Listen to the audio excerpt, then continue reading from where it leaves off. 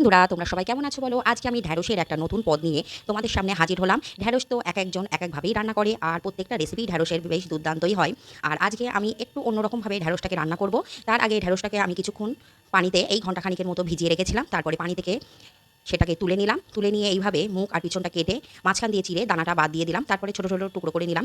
দানাটা না বাদ দিলেও চলে, যেহেতু কর্তাবাবুর এই ধরনের দানা জাতীয় খাওয়া জিনিসে বারণ, তার জন্য আমি একটু কষ্ট করে সব বাদ দিয়ে নিলাম। তারপরে একটা আলুকে এইভাবে আলু চচ্চড়ি যেভাবে বানাই আমরা সেইভাবে কেটে নিলাম। একে একে দিয়ে দিলাম একটু নুন, কালো জিরে, আর একটু কাঁচা লঙ্কা, আর একটু বেশি করে দিয়ে দিলাম পেঁয়াজ কুচি, আর অল্প করে দিয়ে দিলাম একটু রসুন থেতো। আমি তো আপনারা জানেই নিন যে রসুনটা আমি খুব একটা বেটে ব্যবহার করি না, একটু থেতো করে দিই। আর দিয়ে দিলাম একটু আদা বাটা, আর কালো সর্ষের মধ্যে একটু নুন আর কাঁচা লঙ্কা দিয়ে একটু শিলপাটায় বেটে নিয়েছি। এবার সেটাকে আমি দিয়ে দেবো।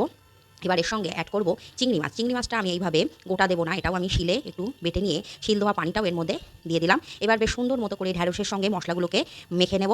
তার মধ্যে ঢ্যাঁড়সটা আর মশলাটা যাতে বেশ সুন্দরভাবে মাখা হয়ে যায়, সেই পর্যায়ে এবার ওপর থেকে দিয়ে দেবো বেশ কিছুটা পরিমাণ সর্ষের তেল। তেলটা আপনারা ইচ্ছা মতো দিতে পারেন, অল্প দিলেও কোনো অসুবিধা নেই। এবার তেলটা দিয়েও বেশ ভালো মতো করে মেখে নিলাম। তারপরে দিয়ে দিলাম একটা কড়াইয়ের মধ্যে সেই ঢ্যাঁড়সের মশলা মাখা ঢ্যাঁড়সটা চাপিয়ে, আর তারপরে যে পাত্রটার মধ্যে মাখিয়েছিলাম সেটা ধুয়ে অল্প একটু পরিমাণ পানিও দিয়ে দিলাম। তারপর ঢ্যাঁড়সটাকে যেহেতু মাখানোই আছে, তেমন একটা নাড়াচাড়ার দরকার নেই, তবুও একটু চেপে চেপে এইভাবে করে নিয়ে একেবারে হাই হিটে একটুখানি গ্যাসটাকে দিয়ে দিলাম। তারপরে যেই ঢ্যাঁড়সটা অল্প পানি বেরিয়ে একটু বেশ টকবক করে ফুটে উঠলো, তখনই একেবারে লো ফ্লেমে দিয়ে এইভাবে ঢাকা দিয়ে দিয়ে রান্না করব।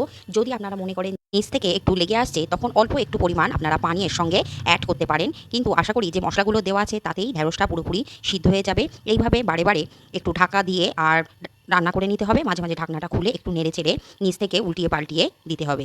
এই যে ঢ্যাঁড়সটা আমার মোটামুটি একেবারে রেডি হয়ে গেছে, নিচ থেকে বেশ ভাজা ভাজাও হয়ে এসছে। এবার এটাকে সার্ভিং ডিশে সার্ভ করার পালা।